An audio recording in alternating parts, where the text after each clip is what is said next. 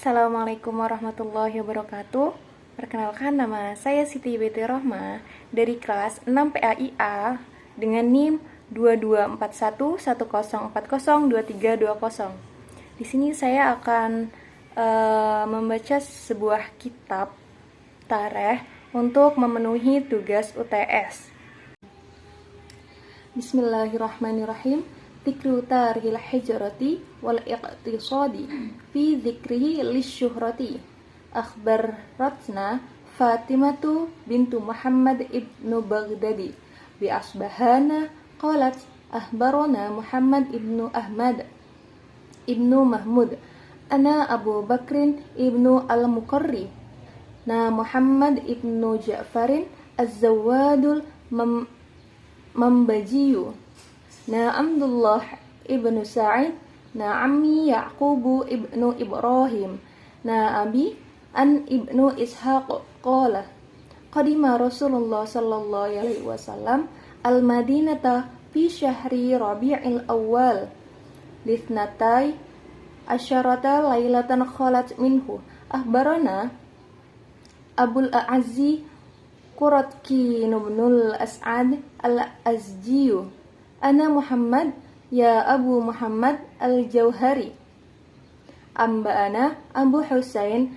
Aliyu ibnu Muhammad ibnu Lu'lu'i Na Abu Bakrin Muhammad ibnu Husain ibnu Syahriyar Qala Abu Hafsin al-Fallas Qadima Rasulullah sallallahu alaihi wasallam al-Madinata yawmal itsnainir tafa'an nahar Lithnatai asyrata lailatan khalat min Rabi'il Awal. Artinya adalah penyebutan sejarah hijrah dan ekonomi dalam penyebutannya tentang ketenaran. Diceritakan kepada kami oleh Fatimah binti Muhammad bin al-Baghdadi di Isfahan. Dia berkata, telah mengabarkan kepada kami Muhammad bin Ahmad bin Mahmud, telah mengabarkan kepada kami Abu Bakar bin al-Muqri, telah mengabarkan kepada kami Muhammad bin Ja'far az-Zawad al-Mambaji, telah mengabarkan kepada kami Abdullah bin Sa'id, telah mengabarkan kepada kami pamanku Yakub bin Ibrahim dari ayahku, dari Ibnu Ishaq. Ia berkata, Rasulullah Shallallahu alaihi wasallam tiba di Madinah pada bulan Rabiul Awal, 12 malam telah berlalu darinya. Diceritakan kepada kami oleh Abu Al-Azzi Furatkin bin Al-As'ad Al-Azji, telah mengabarkan kepada kami Muhammad, telah mengabarkan kepada kami Abu Muhammad Al-Jauhari, telah mengabarkan kepada kami Abu Al-Hasan Ali bin Muhammad bin Lu'lu', telah mengabarkan kepada kami Abu Bakar bin Muhammad bin Al-Husain bin Syahriyar. Ia berkata, Abu Hafsah Al-Fallas berkata, Rasulullah Sallallahu alaihi wasallam tiba di Madinah pada hari Senin saat matahari mulai naik. Di sini membahas mengenai sejarah hijrah Nabi secara singkat dan masyhur. Nah, bahwasannya Nabi Muhammad Shallallahu alaihi wasallam tiba di kota Madinah itu pada hari Senin tanggal 12 Rabiul Awal.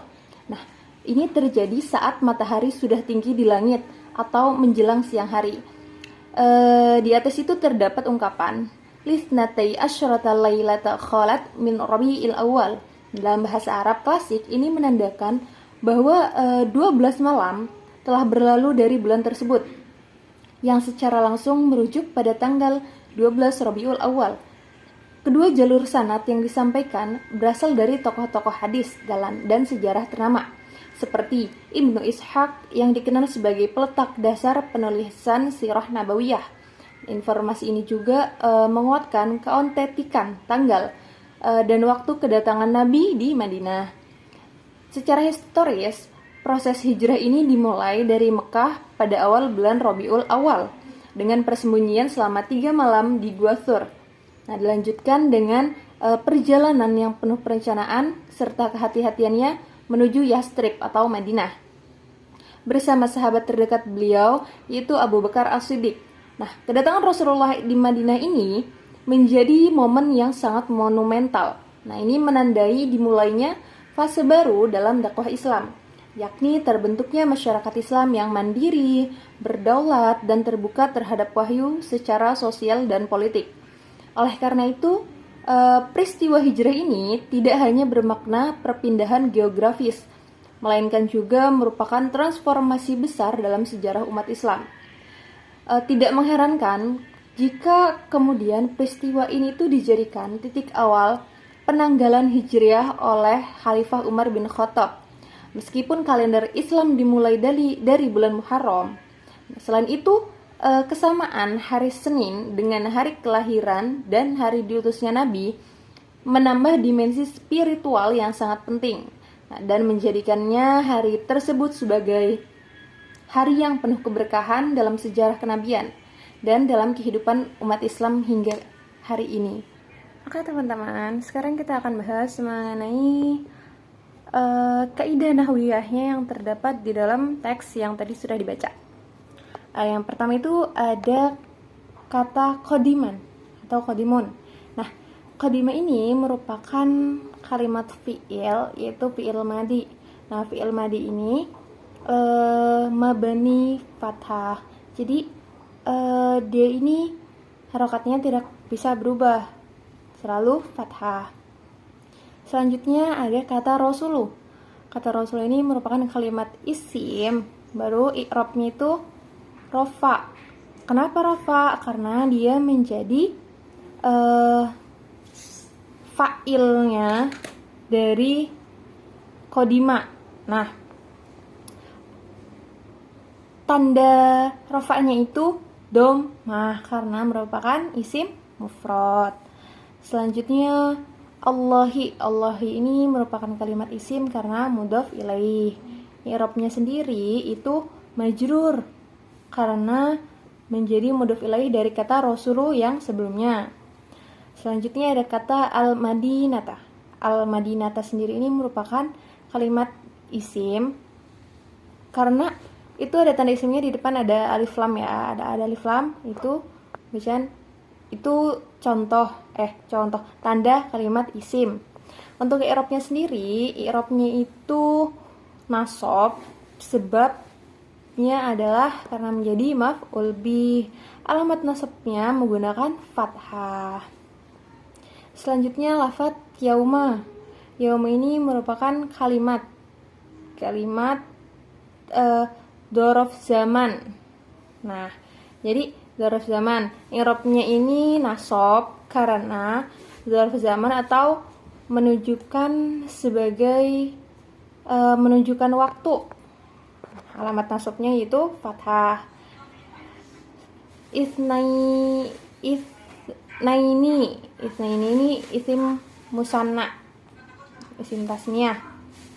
Untuk i'rabnya sendiri itu majrur karena menjadi mudhaf ilaih. Nah, mudhaf ilaih dari kata apa? Dari kata yauma. Untuk alamat jarnya itu menggunakan ya.